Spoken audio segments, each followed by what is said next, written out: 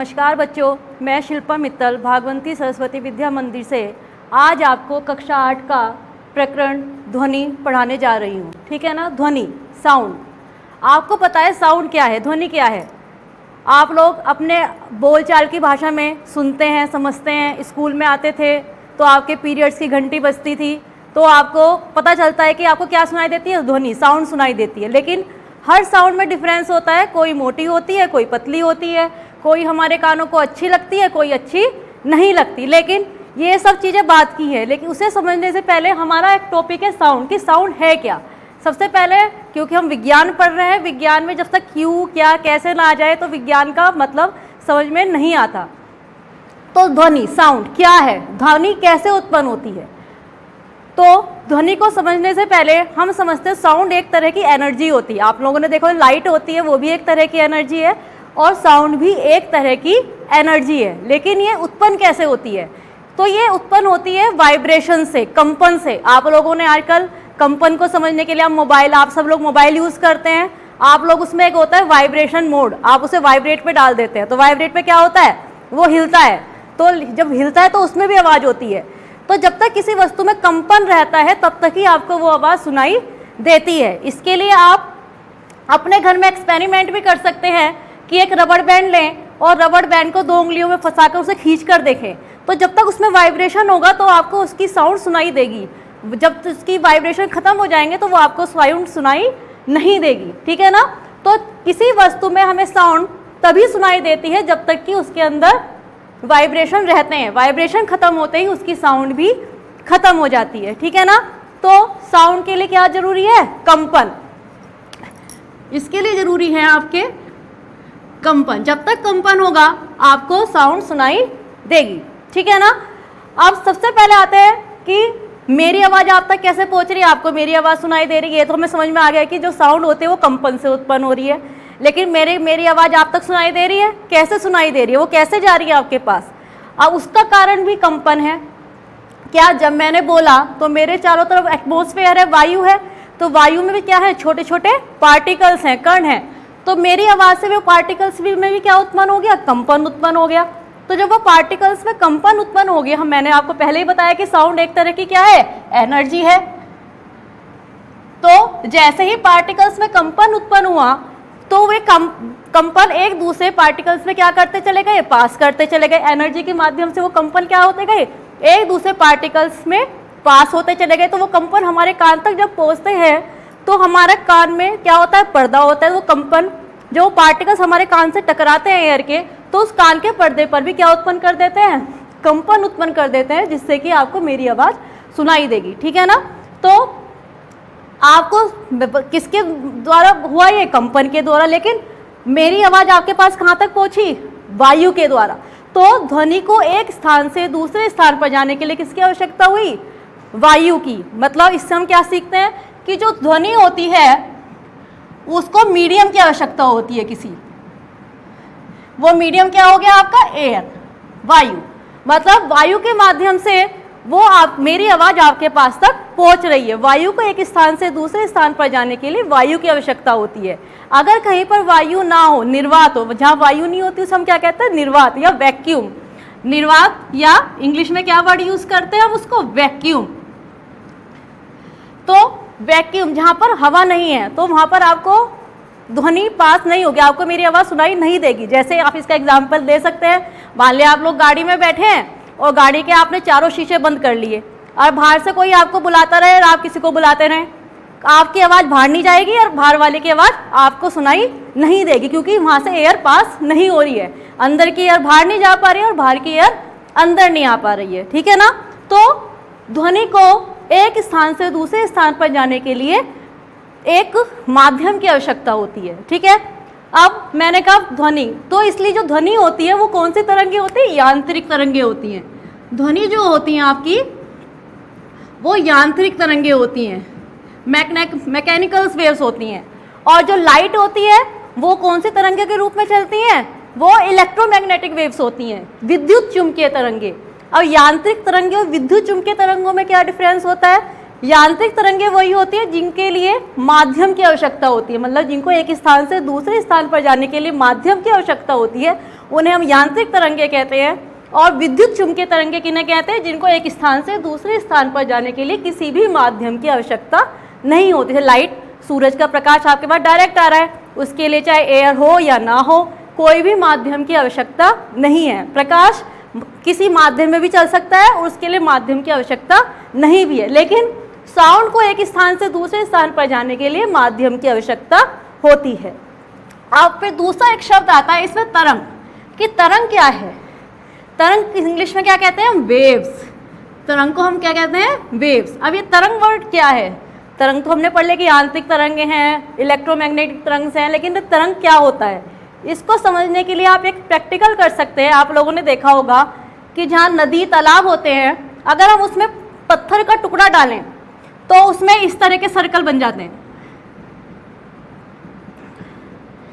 चारों तरफ इस तरह सर्कल बन जाते हैं। तो उसमें जो वेव्स बन जाती हैं, ये मान लिया यहाँ पर पत्थर फेंका तो ये वेव्स बन गई है। तो जो ये वेव्स बन जाती हैं इन्हें हम क्या कहते हैं? तरंगे। ठीक है ना? तो ये तरंगे हो गई। तो हम इसे इस तरह डिनोट करते हैं,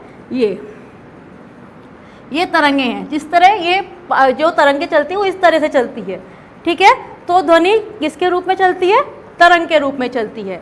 तरंग में भी जो इसका ऊपरी वाला पार्ट होता है इसे हम श्रृंग कहते हैं, और जो निचला भाग होता है इसे हम गर्त कहते हैं। ठीक है? जो उभरा हुआ पार्ट होता है उसे श्रृंग कहते हैं, और नीचे का पार्ट होता है उसे हम क्या कहते हैं? गर्त कहते हैं। अब कंपन वर्ड आया। कंपन तो आप समझते हैं। कंपन को समझाने के लिए एक चीज़ ये भी होती है कि मान लें कोई पार्टिकल है, जब कोई पार्टिकल अपनी माध्य स्थिति के इधर भी जाए और उधर भी आ जाए और वापस अपनी स्थिति में आ जाए तो ये कंपन होता है। अपनी माध्य स्थिति के इधर उधर जाके पुनः अपनी माध्य स्थिति में आना क्या कहलाता है? कंपन कहलाता है। ठीक है? तो आपको क्या क्या समझाया मैंने? साउंड क्या होती है? एक तरह की एनर्जी होती है। साउंड को एक स्थान से दूसरे स्थान पर जाने के लिए माध्यम की आवश्यकता होती है। साउंड जो ध्वनि होती है वो कंपन के द्वारा उत्पन्न होती है। ठीक है? और ध्वनि कौन सी तरंगे होती हैं? यांत्रिक तरंगे होती हैं। ठीक है? और जो साउंड होती है, एक दूसरी चीज़ आती है अनुदैर्ध्य तरंगे। जो तरंगे जो आपकी साउंड होती है वो अनुदैर्ध्य तरंगों के रूप में भी चलती हैं। अनुदैर्ध्य तरंग क्या होते हैं? जब किसी माध्यम के कण तरंग के चलने की दिशा में ही कंपन करते हैं। मान लिया आपने स्प्रिंग लिया, स्प्रिंग कैसा होता है? ऐसे होता है, और स्प्रिंग को क्या कर दिया? पकड़ के खींच दिया। तो स्प्रिंग तो इसी तो कैसे हिलता है? स्प्रिंग आगे पीछे इस तरह हिलने लगता है। तो उसमें पार्टिकल के जो कण होते हैं वो तरंग के चलने की दिशा में ही कंपन करते हैं। और जो अनुदैर्ध्य तरंगे होती हैं वो ठोस, द्रव, गैस तीनों में उत्पन्न हो जाती हैं। तो इसलिए साउंड भी हमारी तीनों रूपों में, ठोस, द्रव, गैस तीनों में उत्पन्न होती हैं। तो इसलिए जो साउंड होती है वो अनुदैर्ध्य तरंगों के रूप में चलती है। आप एक्सपेरिमेंट करके देख सकते हैं। घर पे आप लोगों ने बचपन में देखा होगा, 2 गिलास ले लेते हैं और उनको बीच में किससे बांध देते हैं? धागे से। तो जब हम एक गिलास से दूसरे गिलास में बात करते हैं तो हमारी बात आपस में सुनाई देती है। ये एक्सपेरिमेंट आप घर पे करके देखेंगे। इसी तरह मेज पर यदि हम कहीं पे कुछ ठोका पीटी कर ठोकते हैं मेज पर और दूसरा व्यक्ति कान लगाकर उस पर सुनेगा तो उसको उसकी आवाज़ सुनाई देगी, क्योंकि मेज में उसकी आवाज़ ठोस की, क्योंकि मेज एक ठोस है और आपकी ये आवाज़, हथौड़े की आवाज़ इसमें ठोस में पास हो रही है और आपको सुनाई दे रही है। ठीक है? गिलास में क्या भरा होता है? पानी में अगर आप इसके अंदर भी कुछ आवाज़ करें, पत्थर डाल दो और आपस में 2 पत्थरों को टकराएं तो आवाज़ उसकी भी सुनाई देगी आपको। तो जो साउंड होती है वो तीनों में सुनाई देती है, गैस में भी, ठोस में भी और द्रव में भी। वो बात अलग है कि किसी में तेज, ठोस में सबसे ज़्यादा तेज सुनाई देती है, उससे कम सुनाई देगी द्रव में, और सबसे ज़्यादा कम किस में सुनाई देगी? गैस में। ठीक है? अब उसके बाद आता है आपका ध्वनि कितने प्रकार की होती है? ध्वनि 3 प्रकार की होती है। सबसे पहले आती है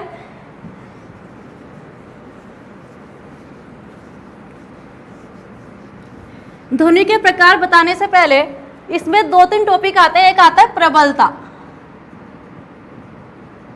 प्रबलता क्या होती है? प्रबलता से मतलब है, प्रबलता ध्वनि का वह गुण है जिससे कि कोई आवाज़ तीव्र या हमें मंद सुनाई देती है। किसी की आवाज़ तेज होती है, किसी की आवाज़ धीमी होती है, तो वो प्रबलता से मतलब होता है। एक होता है तारत्व।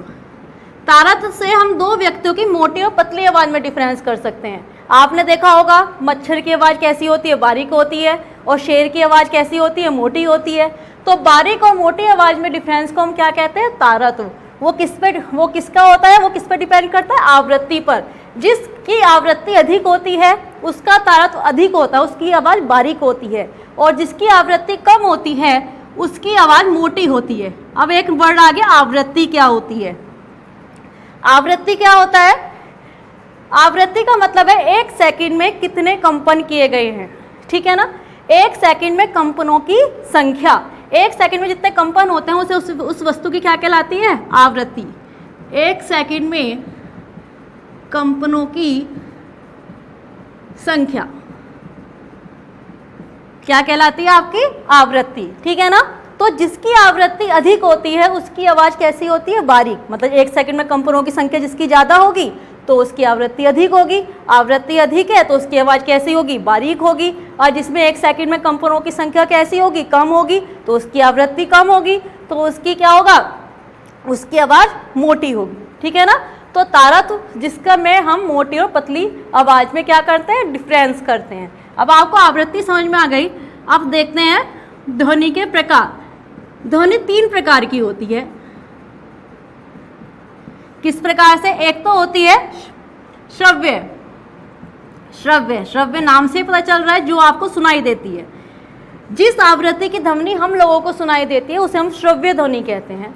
हम लोगों को कौन सी ध्वनि सुनाई देती है, जिस ध्वनि की आवृत्ति 20 हर्ट्ज से 20,000 हर्ट्ज तक की जो आवृत्ति वाली ध्वनि होती है, ना तो वो 20 से कम हो और ना ही 20,000 से ज़्यादा हो, तो इनके बीच की जो आवृत्ति की ध्वनि होती है वो आपको सुनाई देती है। अब ये वर्ड आ गया हर्ट्ज। देखिए हर्ट्ज होता है आवृत्ति का मात्रक, आवृत्ति को हम हर्ट्ज में नापते हैं, ठीक है ना। तो 20 हर्ट्ज से 20,000 हर्ट्ज तक के बीच की साउंड को आप सुन सकते हैं, मनुष्य सुन सकता है, उसे हम कहते हैं श्रव्य ध्वनि, ठीक है। दूसरी होती है अपश्रव्य। अपश्रव्य ध्वनि कौन सी होती है, जो 20 हर्ट्ज से कम होती है, जिसकी आवृत्ति किससे 20 हर्ट्ज से कम होती है, उसे हम अपश्रव्य तरंगे कहते हैं। ये तरंगे हम लोग नहीं सुन सकते, मनुष्य नहीं सुन सकता, ये केवल कुछ जानवर ही सुन सकते हैं। जैसे हाथी हो गया, कबूतर हो गए, तो इस तरह की ध्वनि केवल जानवरों को सुनाई देती है, कुछ जानवरों को सुनाई देती है, मनुष्य को सुनाई नहीं देती। तीसरी होती है पराश्रव्य तरंगे या पराश्रव्य ध्वनि। पराश्रव्य कौन सी होती है, जो 20 हर्ट्ज से अधिक होती है, जिसकी आवृत्ति 20 हर्ट्ज से अधिक होती है, ये भी हम नहीं सुन सकते। पराश्रव्य इनकी ये भी हम लोग नहीं सुन सकते, ठीक है ना। जैसे आप लोग जब हम समुद्र की गहराई नापते हैं तो पराश्रव्य तरंगों की हेल्प से ही नापते हैं, इनकी आवाज़ भी हम लोगों को सुनाई नहीं देती। ये भी कुछ जानवरी, चमगादड़ हो गए, कुछ पक्षी हो गए, उनको ही ये ध्वनि सुनाई देती हैं, ठीक है ना। अब श्रव्य तरंगे वे होती है जब भूकंप वगैरह आता है तो हम कुछ जानवरों को इसकी जानकारी पहले ही मिल जाती है, तो वे तरंगे कौन सी होती है, अपश्रव्य तरंगे, ठीक है। तो हमें कौन सी सुनाई देती है, श्रव्य तरंगे, जिनकी आवृत्ति 20 हर्ट्ज से 20,000 हर्ट्ज के बीच में होती है। केवल उसी आवृत्ति की ध्वनि हम लोग सुन सकते हैं, ठीक है ना। इससे कम नहीं, 20 हर्ट्ज से कम भी नहीं सुन सकते और 20,000 हर्ट्ज से अधिक की भी नहीं सुन सकते, ठीक है ना। तो 3 प्रकार हो गए, श्रव्य, अपश्रव्य और पराश्रव्य, ठीक है ना। तो क्या क्या समझ में आ गया, ध्वनि कंपन के रूप में चलती है, कंपन के द्वारा उत्पन्न होती है। ध्वनि को एक स्थान से दूसरे स्थान पर जाने के लिए वायु की आवश्यकता होती है, माध्यम की आवश्यकता होती है। ध्वनि तरंगों के रूप में चलती है। ध्वनि ठोस, द्रव, गैस तीनों माध्यमों में उत्पन्न हो जाती है। ध्वनि 3 प्रकार की होती है, श्रव्य, अपश्रव्य और पराश्रव्य, ठीक है। अब इसके बाद हम आते हैं ध्वनि का परावर्तन। परावर्तन आपने प्रकाश का भी पढ़ा है, परावर्तन मतलब रिफ्लेक्शन। क्या होता है रिफ्लेक्शन या परावर्तन? सबसे पहले तो हम परावर्तन को ही समझते हैं क्या होता है। आपने लाइट का पढ़ा था। परावर्तन होता है किसी भी चीज से टकराकर वापस उसी स्थान पर लौट आना, उसे हम क्या कहते हैं, परावर्तन। आपने लाइट का पढ़ा है कि मान लिया कोई चिकना तल है, उस पर कोई लाइट की रे आई, ये आपका अभिलंब है, लाइट की रे आई और टकराकर वापस उसी माध्यम में चली गई, ये लाइट का परावर्तन है, ठीक है। उसी तरह ये ध्वनि का परावर्तन भी सेम होता है।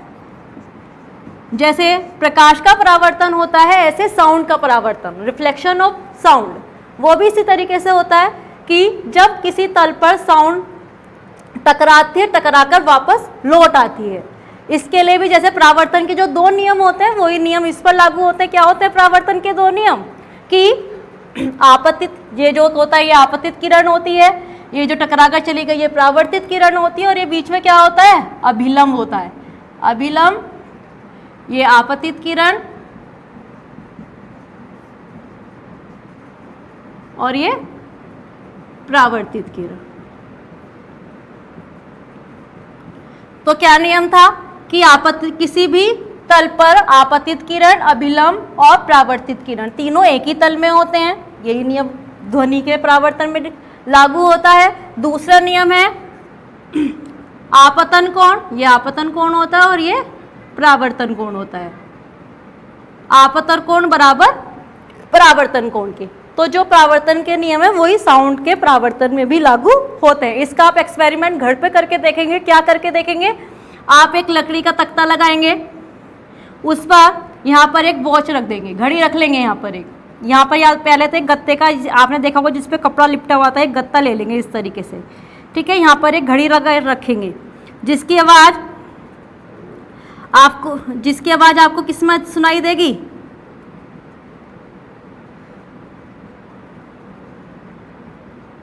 आपको यहाँ से सुनाई देगी। और यहाँ पर एक क्या कर देंगे, डिफरेंस के लिए यहाँ पर एक गत्ता लगा लेंगे और यहाँ पर दोबारा एक क्या लगा लेंगे, पाइप लगा लेंगे। तो जब ये साउंड, घड़ी की साउंड यहाँ से जाएगी, यहाँ से टकराएगी, टकराने के बाद आपको यहाँ से अगर हम सुनेंगे, यहाँ से हमें वो आवाज़ सुनाई देगी। तो ये क्या हुआ, साउंड यहाँ से गई, घड़ी की टकराई, टकराने के बाद आपके उसी माध्यम में वापस लौटकर आपको सुनाई देगी, ठीक है ना। तो ये क्या हो गया, ध्वनि का परावर्तन, ठीक है ना। तो जिस तरह प्रकाश का परावर्तन था उसी तरह ध्वनि का परावर्तन हो गया। ये प्रैक्टिकल आप घर पे करके देखेंगे। घर पे और आप क्या करके देख सकते हैं, मैंने आपको बताया था रबड़ खींच कर देखें, या आपके घर में सबके यहाँ चम्मच होगा, चम्मच को मेज पर लगाना, उस पर बहुत तेज चम्मच को मारना, तो चम्मच में भी कंपन होता है। उस चम्मच को कान पे लगा के देखेंगे कि जब तक कंपन रहेगा आपको आवाज़ सुनाई देगी, जब कंपन बंद हो जाएगा तो चम्मच में से कोई आवाज़ सुनाई नहीं देगी, ठीक है ना। तो मेरे ख्याल से ध्वनि का परावर्तन भी आपको समझ में आ गया होगा, ठीक है ना। ऐसे ही होता है एक और प्रतिध्वनि, इको साउंड। क्या होता है प्रतिध्वनि? जब आप लोग कभी पहाड़ों पर जाते होंगे, आप लोगों ने देखा होगा कि आप लोग चिल्लाते हैं और आपको आपकी आवाज़ ही सुनाई देती है, ठीक है ना। तो उसे ही हम प्रतिध्वनि कहते हैं कि जब हम अपनी आवाज़ बोलते हैं, चिल्लाते हैं और वो टकराकर वापस हमें सुनाई देती है, हमारी आवाज़ ही हमें सुनाई दे रही है, तो उसे हम क्या कहते हैं, प्रतिध्वनि। लेकिन इसके लिए भी कंडीशन है, क्या कि जो प्रतिध्वनि सुनने के लिए आपके पास से वो पहाड़ की जो दूरी है वो 17.2 मीटर की कम से कम होनी चाहिए, तभी आपको प्रतिध्वनि सुनाई देगी, अन्यथा सुनाई नहीं देगी। मतलब जहाँ पर आप हैं और जब पहाड़ों पर से टकराती है या कुएं में टकराती है, आपको अपनी आवाज़ खुद ही सुनाई देती है। यदि आप कमरा बंद कर लेंगे, उस कमरे में से सब फर्नीचर बाहर निकाल देंगे, क्योंकि उसमें कुछ नहीं है, केवल दीवारें हैं, तो आपकी आवाज़ वहाँ भी प्रतिध्वनि करती है। आप बोलते तो आपको अपनी आवाज़ वापस सुनाई देती है, तो वो क्या कहलाती है, प्रतिध्वनि। लेकिन प्रतिध्वनि सुनने के लिए कंडीशन क्या होती है कि आपके और उस वस्तु के बीच में कम से कम 17.2 मीटर का डिफरेंस होना चाहिए, ठीक है ना। तभी आपको प्रतिध्वनि सुनाई देगी, अन्यथा सुनाई नहीं देगी। और प्रतिध्वनि सुनने के लिए भी कम से कम 1 सेकंड का समय, इतना समय लगता है वापस आने में। ये नहीं कि आपने बोली तुरंत आ गई, कुछ समय उसमें लगता है आने के लिए, ठीक है। तो ये हो गई आपकी प्रतिध्वनि, इको साउंड। अब एक वर्ड आता है, अब आप लोगों ने देखा होगा गूंज, जिसे गूंजना, ये तो प्रतिध्वनि होगी। एक होते है कि आवाज़ गूंजती है। आप लोग जब हॉल में जाते हैं, पिक्चर हॉल में जाते हैं, तो क्या होता है, जब पर्दे पर जो पिक्चर होती है वो पूरे हॉल में क्या होते हैं, गूंजती है, जिससे कि आपको अच्छा लगता है, ठीक है ना। आपको आवाज़ लगता है कि भाई इसलिए पिक्चर हॉल में जाते कि वहाँ आपको आवाज़ क्लियर आती है, पर्दे पर पिक्चर बड़ी दिखती है और आवाज़ जो होती है वो पूरे हॉल में गूंजती है, तो इसलिए आप क्यों गूंजती है वो आवाज़, ठीक है। देखिए गूंजने के लिए क्या होता है, देखो प्रतिध्वनि में तो केवल आपकी साउंड का केवल एक बार परावर्तन हो रहा है, आपने आवाज बोली, बाहर से टकराई, वापस आपको सुनाई दे गई। लेकिन गूंजने का मतलब है वो आवाज बार बार परावर्तित होती रहती है, जिससे कि आपके कानों में वो बनी रहती है। उसके लिए आपकी जो बिल्डिंग होती है उसकी शेप इस तरह गोलाकार, छत इस तरह बनाई जाती है, जिससे कि जो आप आवाज बोलते हो उसका परावर्तन बार बार होता रहे, जिससे कि वो आवाज़ गूंजती रहती है और उसका प्रभाव आपके कान में बार बार बना रहता है। जबकि प्रतिध्वनि में तो एक बार वो आपने बोला, वापस आपको सुनाई दे गई।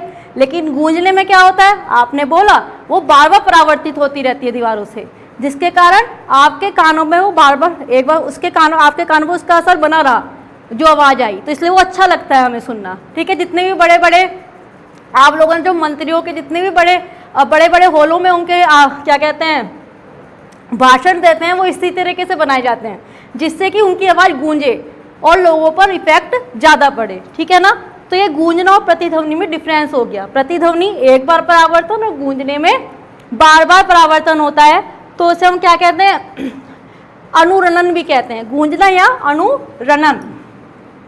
इसका दूसरा नाम है अनुरणन। ठीक है, तो आपने यहाँ प्रतिध्वनि और गूंज में अंतर समझा। ठीक है ना, अब एक चीज आती है, आपने ध्वनि में ही एक वर्ड आता है शोर, एक आता है सुस्वर। शोर व सुस्वर, क्या डिफरेंस है दोनों में? शोर आप लोगों ने देखा होगा, ट्रैफिक होता है, इतने तेज तेज हॉर्न बजते हैं जो कि हमारे कानों को अच्छे नहीं लगते और जिनसे हमारी हार्ट बीट भी तेज हो जाती है, लोगों का ब्लड प्रेशर हाई हो जाता है, लोगों में हार्ट की प्रॉब्लम हो जाती है। तो जो साउंड हमारे स्वास्थ्य के लिए हानिकारक है और जो हमारे कानों पर बुरा इफेक्ट डालती है उसे हम शोर कहते हैं, जो हमारे कान के पर्दों को भी इफेक्ट डालते हैं। तभी तो हम लोग, जो हमारे कान की बनावट होती है वो इस तरीके से होती है कि जो हम साउंड सुनते हैं उससे हमारे पर्दे पर ज़्यादा इफेक्ट ना पड़े, वो नुकसान ना दे। लेकिन आप लोग क्या करते हैं, हेडफोन लगा लेते हैं अपने कानों में। हेडफोन कहाँ लगते हैं, कानों के अंदर लगते हैं, जिससे कि उसका इफेक्ट सीधे कान के पर्दे पर पड़ता है और जिसके कारण आपके अंदर बहरेपन की, दिमाग में भी दिक्कत आ जाती है, माइंड में भी, सिर में दर्द हो जाता है, क्योंकि वो जो हेडफोन का माइक होता है वो सीधे आपके कान के पर्दे पर इफेक्ट डालता है। ठीक है, जिससे आपके अंदर बहरेपन का भी इफेक्ट आ जाता है, आपके कानों की आवाज़ जा सकती है। ठीक है, तो शोर क्या हो गया, जिससे हमारी बॉडी को गलत प्रभाव पड़ता है, वो शोर है, उसकी आवाज़ जो है वो शोर है। सुस्वर, जो स्वर हमारे कानों को अच्छे लगते हैं वो सुस्वर है। आप लोगों ने जितने भी वाद्य यंत्र होते हैं, आप लोग जो ट्रेंड होते हैं, अगर वो वाद्य यंत्र बजाते हैं, चाहे वो ढोलक हो, चाहे बांसुरी हो, कुछ भी हो, तो जो ट्रेंड लोग होते हैं वो बजाते हैं तो वो हमारे कानों को क्या लगते हैं, अच्छे लगते हैं, क्योंकि उन्हें बजाना आता है। लेकिन अगर हम लोगों को बजाना तो आता नहीं है और हम उसमें वैसे ही एक्सपेरिमेंट करते रहते हैं, तो किसी को सुनने में अच्छा लगता है नहीं, वो कहते हैं रहने दो, अब मत बजाओ, क्योंकि वो हमारे कानों को अच्छे नहीं लग रहे, वो शोर की श्रेणी में ही आ जाते हैं। ठीक है ना, तो जो आवाज़ें हम लोगों को अच्छी लगती हैं, हमारे शरीर को अच्छा, क्योंकि कुछ साउंड हमारे शरीर को अच्छा, जो हमारा ब्लड प्रेशर सही रखती हैं, क्योंकि म्यूजिक इसलिए सुनते हैं जिससे कि हमारा मन शांत रहे, क्योंकि उसकी आवाज़ हमारे शरीर को अच्छी लग रही है, हमारे कानों को अच्छी लग रही है। तो जो आवाज़ हमारे कानों को अच्छी लग रही है, हमारी बॉडी के लिए सही है, तो वो तो सुस्वर हो गई। लेकिन जो आवाज़ें हमारे लिए बॉडी के लिए सही नहीं है, हमारे कानों के लिए सही नहीं है, उसे हम किसकी उपाधि दे देते हैं, शोर की। ठीक है, तो अब आप घर पर रहकर इन सब चीज़ों को दोबारा अध्ययन करेंगे कि साउंड कैसे होती है, कैसे उत्पन्न हुई, साउंड को एक स्थान से दूसरे स्थान पर जाने के लिए किस चीज़ की आवश्यकता होती है, साउंड ठोस, द्रव, गैसों में तीनों में उत्पन्न हो जाती है, ठोस तरंगों के रूप में चलती है, साउंड तरंगों के रूप में चलती है। साउंड 3 प्रकार के होते हैं, जो हम सुन सकते हैं वो श्रव्य तरंगे हैं, जो हम नहीं सुन सकते अपश्रव्य और प्राश्रव्य तरंगे हैं। ठीक है ना, तो ये सब चीज़ आप घर पे पढ़ेंगे और इनका एक्सपेरिमेंट करके देखेंगे। धन्यवाद।